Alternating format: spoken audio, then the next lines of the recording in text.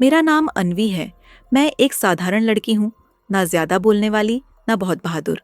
लेकिन हर इंसान की जिंदगी में एक मोड़ आता है जहाँ उसकी परिभाषा बदल जाती है। मेरे साथ भी कुछ ऐसा ही हुआ और उस घटना ने मुझे हमेशा के लिए बदल दिया। ये कहानी उस मोड़ की है। सब कुछ उस साल की गर्मियों से शुरू हुआ जब मैं अपने मामा जी के गांव गई थी। एक बहुत पुराना, शांत और रहस्यमयी गांव जहां समय थमसा गया लगता था। वहां का नाम था नीलकुंड। शायद इसलिए क्योंकि गांव के किनारे एक नीले रंग का झील था जिसमें सूरज डूबते ही ऐसा लगता जैसे आसमान खुद पानी में समा गया हो। मामा जी का घर झील से थोड़ी दूरी पर था और उनके खेत चारों तरफ फैले हुए थे।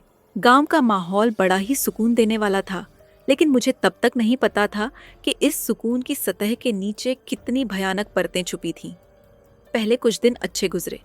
मैं खेतों में घूमती, गांव की लड़कियों से बातें करती और झील किनारे बैठकर अपनी डायरी में कुछ कुछ लिखती।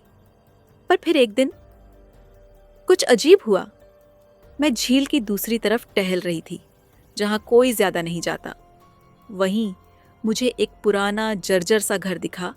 काले रंग की दीवारें, टूटी फूटी छत और सबसे अजीब बात, उस घर में कोई दरवाजा नहीं था।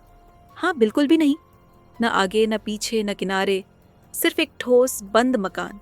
मेरे अंदर एक अजीब सी जिज्ञासा जागी। मैंने गांव के एक बुजुर्ग से उस घर के बारे में पूछा। उन्होंने मुझे डांट दिया, उस तरफ मत जाना बिटिया, वो दरवाजा रहित घर है जो एक बार गया लौट कर नहीं आया। मैंने फिर किसी और से पूछा। उन्होंने सिर झुका लिया। पर मैंने जो देखा था वो मेरी नींदों में आने लगा। रात को सपनों में मैं खुद को उसी घर के सामने खड़ी पाती जहां अंदर से किसी के रोने की आवाज आती।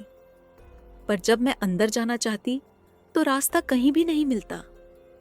एक दिन मैंने तय कर लिया कि मैं खुद जाकर देखूंगी। अगली सुबह सूरज उगते ही मैं अकेले ही निकल पड़ी। झील पार की और उस घर के पास पहुंची। नजदीक से देखा तो घर और भी अजीब था। दीवारों पर पुराने समय के कुछ निशान थे, जैसे हाथों के, खून से बने हुए। छत पर कौवे बैठे थे, लेकिन एक भी आवाज नहीं आ रही थी। पूरा माहौल जैसे थम गया हो। मैंने दीवार को छूने की कोशिश की और मेरा हाथ दीवार के आर पार चला गया। मैं चौंक गई। दीवार असली नहीं थी, वो एक भ्रम थी। मैंने साहस बटोरकर अंदर कदम रखा। अंदर घुप अंधेरा था, हवा भी जैसे बंद हो गई हो। मेरी सांसें तेज हो रही थीं। मैंने अपने मोबाइल की टॉर्च ऑन की और चारों ओर देखा। भीतर दीवारें सड़ी हुई थीं, जैसे किसी कब्रिस्तान की दीवारें हों।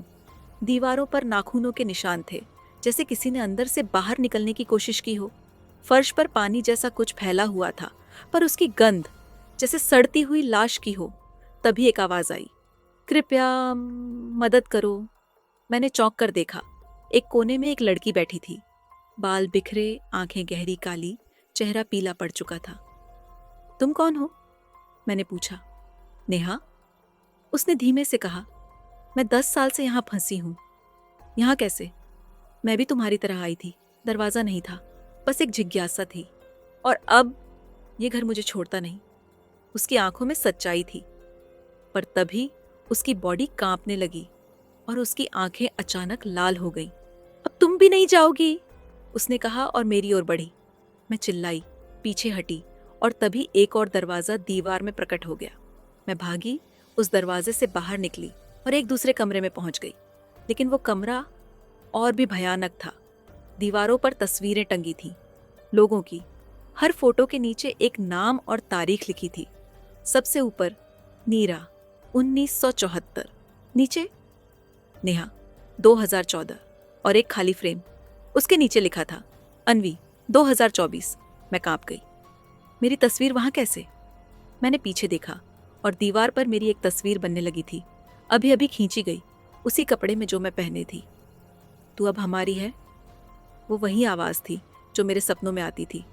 और तभी कमरे की दीवारें हिलने लगीं, फर्श टूटने लगा और उससे काले धुएं की लपटें उठने लगीं। मैं चिल्लाई, मुझे जाने दो।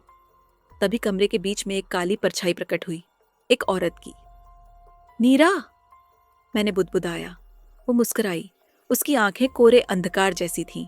उसने कहा, मैं इंसान नहीं हूं, मैं इस घर की आत्मा हूं।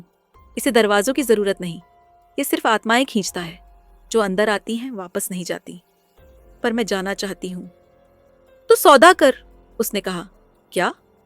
अगर तू किसी और को इस घर में लाए तो तू जा सकती है, एक आत्मा के बदले एक आत्मा। मैं कुछ नहीं बोल पाई। वक्त खत्म हो रहा है, नीरा बोली। या तो तू यहां सड़ या किसी को लाकर मुझे दे। मैं चुपचाप बाहर निकल गई। एक सुरंग सा रास्ता प्रकट हुआ और मैंने खुद को गांव के बाहर पाया। पर मेरी आत्मा अब वैसी नहीं रही थी। मुझे बाहर आकर जिंदा रहने का मौका मिला, पर हर पल हर दिन नीरा की बात गूंजती रही।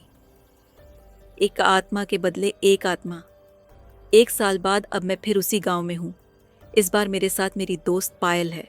उसे मैंने बताया कि वहां एक रहस्यमयी जगह है, फोटो के लिए बढ़िया बैकग्राउंड है। वो खुश थी, उत्साहित। मैं भी शांत थी। हम झील पार कर रहे थे और मुझे सिर्फ एक चीज याद थी, कभी कभी हमें बचने के लिए किसी और को खोना पड़ता है। अगर आपको ये कहानी पसंद आई हो तो जरूर लाइक करें, अपने दोस्तों के साथ शेयर करें और ऐसे ही रहस्यमयी किस्सों के लिए चैनल को सब्सक्राइब करें।